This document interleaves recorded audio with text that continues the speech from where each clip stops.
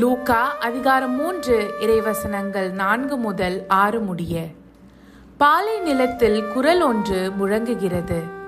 ஆண்டவருக்காக வழியை ஆயத்தமாக்குங்கள், அவருக்காக பாதையை செம்மையாக்குங்கள். பள்ளத்தாக்குகள் எல்லாம் நிரப்பப்படும், மலை குன்றியாவும் தாழ்த்தப்படும். கோணலானவை நேராக்கப்படும், கரடு முரடானவை சமதளமாக்கப்படும். மனிதர் அனைவரும் கடவுள் அருளும் மீட்பை காண்பர். தவக்காலம் ஒரு புனிதமான காலம். மனிதன் இறைவனை அதிகம் தேடுகின்ற காலம்.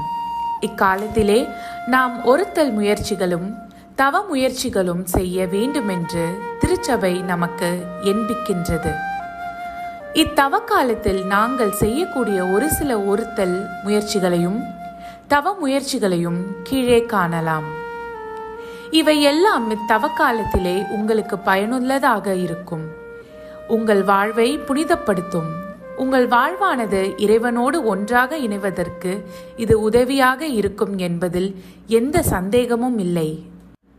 தவறாமல் இக்காலம் முழுவதும் ஒவ்வொரு நாளும் திருப்பலியில் பங்கேற்று நற்கருணை உட்கொள்ளல், அடிக்கடி திருப்பலியில் பங்கெடுத்தல், திருவிவிலியத்தை இக்காலத்தில் ஒவ்வொரு நாளும் வாசிக்க பழகுவது. வெள்ளிக்கிழமைகளில் இயேசுவின் பாடுகளை திருவிவிலியத்தில் வாசித்து தியானிக்கலாம். குறிப்பாக யோவான் அதிகாரம் 17, 18, 19. வெள்ளிக்கிழமைகளில் உபவாசம், சுத்த போசனம் கடைபிடிக்க வேண்டும். முடிந்தால் இக்காலம் முழுவதும் சுத்த போசனம் கடைபிடிக்கலாம். வெள்ளிக்கிழமைகளில் சிலுவை பாதையை ஜெபித்தல். முடிந்தால் ஒவ்வொரு நாளும் ஜெபமாலை சொல்லுதல். நேரம் கிடைக்கும் போது நற்கருணை ஆண்டவரை சந்தித்தல். குடும்ப இரவு ஜெபம் சொல்ல ஆரம்பிக்காதவர்கள் இக்காலம் முழுவதும் சொல்ல முயற்சித்தல். மனவல்ய ஜெபத்தை அடிக்கடி சொல்லுதல்.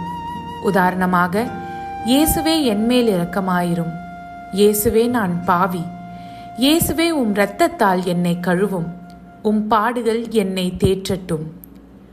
துன்ப துயரத்தில் இருப்போர் இயேசுவின் பாடுகளை தியானித்து ஆறுதலும் நம்பிக்கையும் அடைதல்.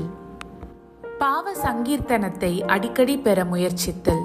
குறிப்பாக 10 கட்டளைகளுக்கு எதிராகவும் 7 தலையாய பாவங்களுக்கு எதிராக செய்த பாவங்களுக்கு மன்னிப்பு பெற்றுக் கொள்ளுதல்.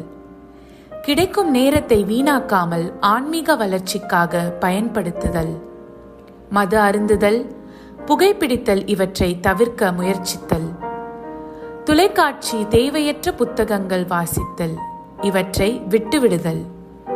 கிடைக்கும் அடிப்படை சம்பளத்தில் 10ல் ஒரு பகுதியை இறைப்பணிக்கு செலவு செய்தல்.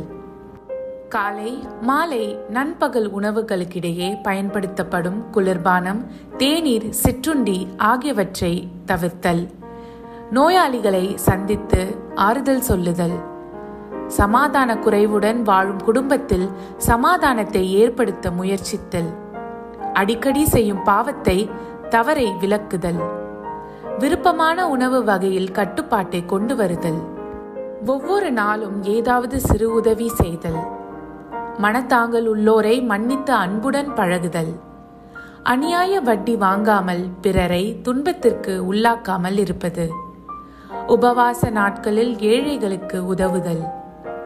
ஆணவத்தை அகற்றி தாழ்ச்சியோடு இருத்தல். கெட்ட சிந்தனையின்றி கெட்ட வார்த்தைகள் பேசாதிருத்தல்.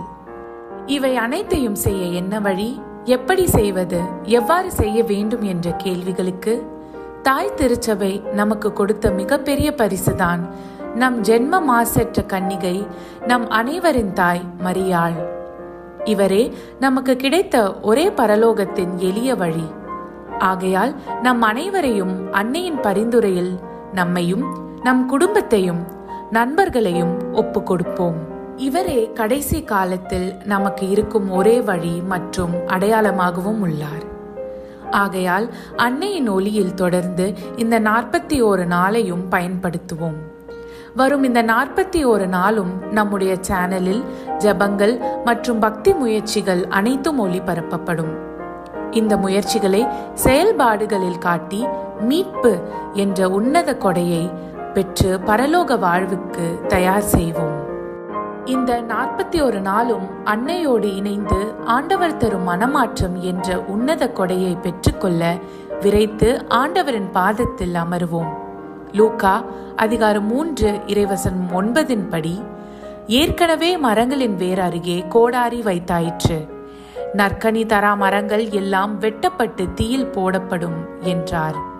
ஆகையால் மனம் மாறியவர்கள் என்பதை அதற்கேற்ற செயல்களால் காட்டுங்கள் என்ற இறை வார்த்தையின்படி தினமும் குறைந்தது 1 மணி நேரம் ஆண்டவரிடத்தில் அமர்ந்து வாழ்வு தரும் வார்த்தையை தியானித்து பாவ மன்னிப்பு அடைய மனம் மாறி கிறிஸ்து தரும் வாழ்வின் கனியை புசிப்போம். ஆண்டவருடைய சதையையும் இரத்தத்தையும் உண்டு வாழ நம்மையே அர்ப்பணிப்போம். தவக்காலம் மனமாற்றத்தின் காலம் என்பதனை உணர்த்திடவும், மன்னிப்பை இதயத்தில் நிறுத்தி நல்ல பண்பாட்டினை கரத்தில் ஏந்தி சமூகத்தில் வீர நடை பயிலும் போது இறை ஆசியும் இறை அன்னியின் வழி நடத்தலும் நமக்கு துணை இருந்திடும். யோவான் அதிகாரம் 16 இறைவசனம் 33. என் வழியாய் நீங்கள் அமைதி காணும் பொருட்டே நான் இவற்றை உங்களிடம் சொன்னேன்.